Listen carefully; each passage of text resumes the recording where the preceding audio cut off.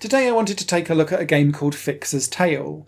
It's a really interesting concept that merges together a part of a visual novel with a choose-your-own-adventure, story-rich narrative that is still heavily text-based, but it does so in a way that means that you only ever have to read a couple of sentences before you then choose your next big choice or action.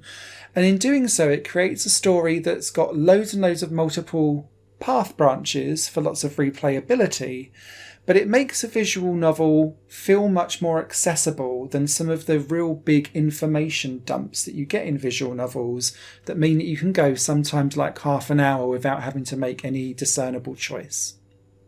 In Fixer's Tale, you play as a repair guy who is trapped in some kind of dystopian future, but inside a research facility called Camelot 22.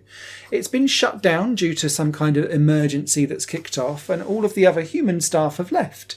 And so you're wandering around this 5-floor laboratory with loads of different labs inside it for you to try and solve multiple different types of puzzles. You'll meet some robot characters along the way.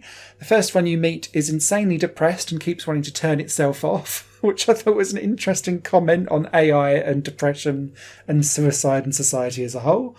And it delivers a lot of this story and narrative and conversation through quite a dark humour, but it was a humour that I really appreciated. And there's loads and loads and loads of references to gaming culture as well. So if you are a gamer that enjoys a wide variety of games, you'll be at home here picking up loads and loads of Easter eggs as the game progresses. As you wander around this facility, you will get to choose, after reading a paragraph, where you want to move to next. And each of the labs has its own unique type of puzzle inside.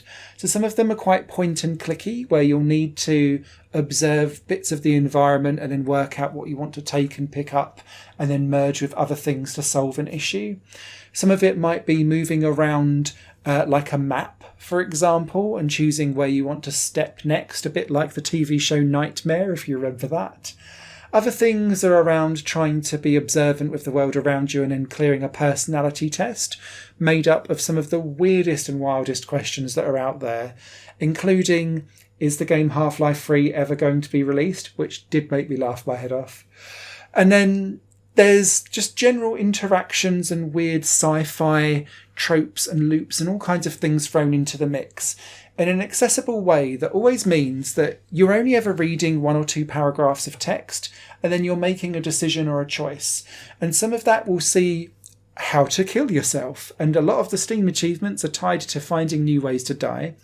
But as the narrative branches out, and depending on what you say to people and the types of quests and things that you solve and how you solve them, will mean that you've got a variety of different good, medium and bad endings and quite a lot of secret endings there too.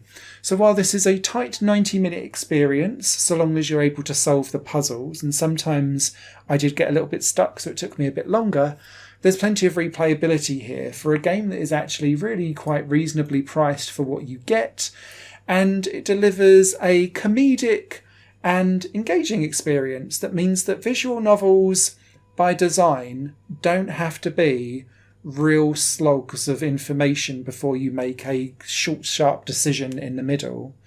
You can deliver something like this that reminds me of old text-based like Spectrum games of the 90s, where you'd get a description of what is going on the screen or in the world around you, and immediately it would be like go north, go south, go east, go west, pick up something here, use something here.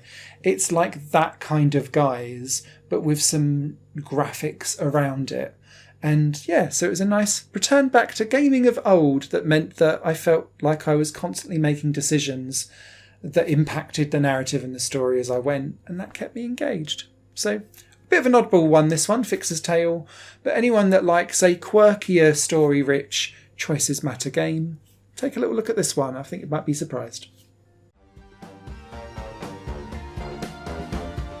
Higher Plane Games is part of the Higher Plane Network, a completely independent media outlet supported by people like you. The goal is to create the best possible content that cultivates a richer indie scene for games as well as music and entertainment. To find out more and to get involved, visit patreon.com/Higher Plane Network. Your support makes all the difference, and in return you'll gain access to bonus content and downloads. Thank you for watching.